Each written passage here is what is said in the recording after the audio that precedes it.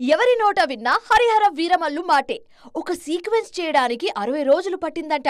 ఓ వైపు ప్రభుత్వం, ఇంకో వైపు సినిమా అంటూ పవర్ స్టార్ చాలా డెడికేటెడ్ గా చేశారట. రొటీన్ కి భిన్నంగా ఫైట్స్ అదరగొట్టారట. ఇలా హరిహర వీరమల్లు ముచ్చట్లు జోష్ నింపేస్తున్నాయి పవర్ స్టార్ ఫ్యాన్స్ లో. ఆల్రెడీ పార్ట్ 2 కోసం కొంత భాగం కంప్లీట్ చేశాం. పవర్ స్టార్ తో ఒక్క సినిమా చేస్తే 100 సినిమాలు చేసినట్టు లెక్క. అంత రీచ్ ఉంటుంది కాబట్టి ఆ కౌంట్ తీసుకుంటున్నారంటూ ఈ మధ్య నిధి అగర్వాల్ ఇచ్చిన స్టేట్మెంట్ కూడా వైరల్ అవుతోంది. హరిహర వీరమల్లు హిట్ హంగామాతో ఓజిని రంగంలోకి దింపేస్తే బ్యాక్ టు బ్యాక్ డబల్ ధమాకా చూసిన వాళ్ళవుతామన్నది ఫ్యాన్స్ ఫీలింగ్. ఓజిని అనుకున్న టైంలో రంగంలోకి దించాల్సిందేనని రిక్వెస్ట్లు భారీగా కనిపిస్తున్నాయి. హరిహర వీరమల్లు ఓజీ విషయంలో క్లారిటీ వచ్చేసరికి ఉస్తాద్ భగత్ సింగ్ విషయం కూడా క్లియర్ అవుతుంది.